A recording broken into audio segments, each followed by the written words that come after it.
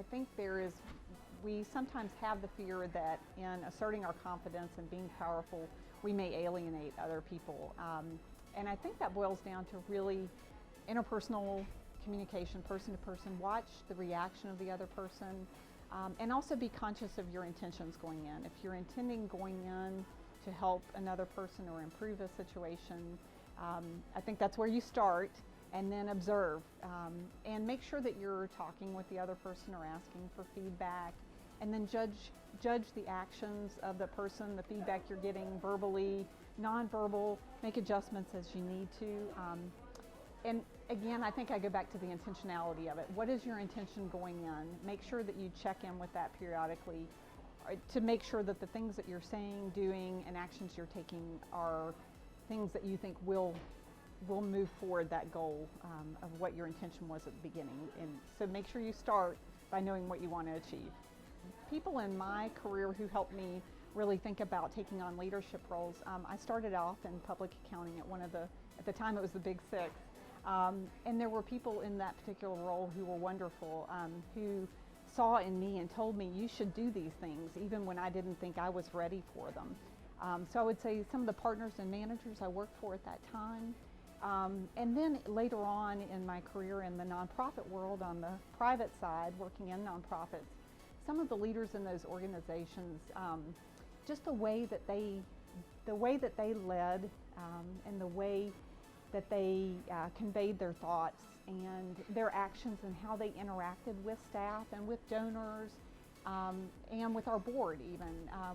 They were things that I watched and observed more so than their overt advice. I did seek their advice though periodically as well, but just watching them, I could observe what were good behaviors, what were things that I wanted to do as well. And then through their encouragement, when I saw things that I wanted to do, they were supportive of that, and that really makes a difference when you have someone who's supporting when you reach out and try to do something different and they support you in that, or a leadership role.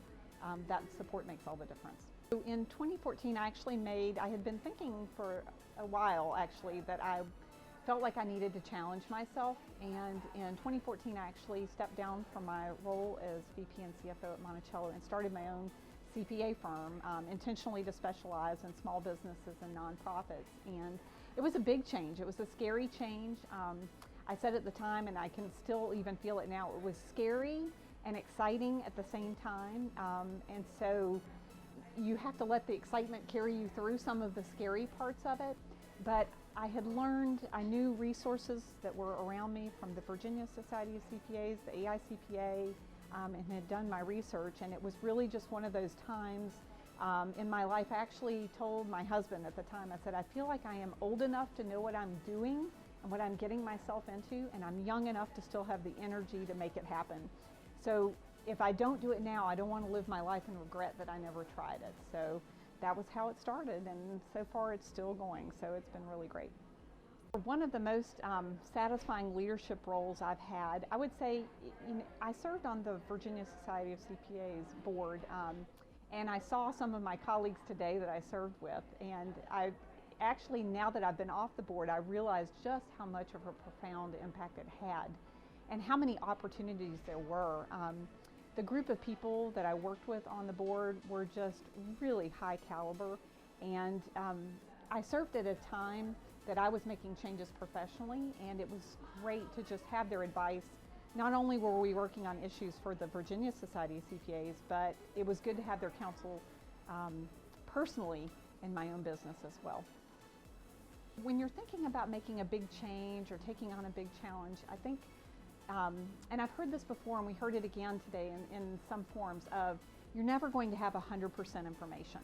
You should be careful and make sure you have good information. Do your research, talk to people that are supportive around you, people who know you pretty well though, who can help you assess what this may be like for you as well, but accept that you will never have 100% of all the information you're ever going to need to have, and trust your gut.